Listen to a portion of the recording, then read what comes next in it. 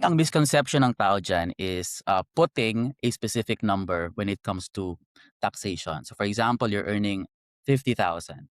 People are thinking, "Okay, ang tax ay 20%."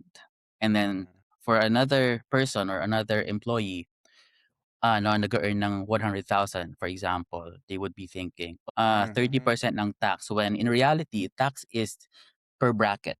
Aware ka Mhm. do'n? Yeah, So, yeah, yeah, yeah. for example, you're earning, 0 to 11,000. Again, this is for just for the sake of example Hmm. lang, hindi ako masyadong familiar sa number. Let's say nag-earn Mhm. ka ng, 0 to, 11,000, and then ang tax bracket mo is nasa 10%. Mhm. And let's say you're earning 12,000 to 50,000, you're at 12%. Mhm. 50,000 to 100,000, you're at 22%. To 100,000, yun lang yung 22% na matataksan. And Mhm. beyond that, yun lang yung 24%. Hmm.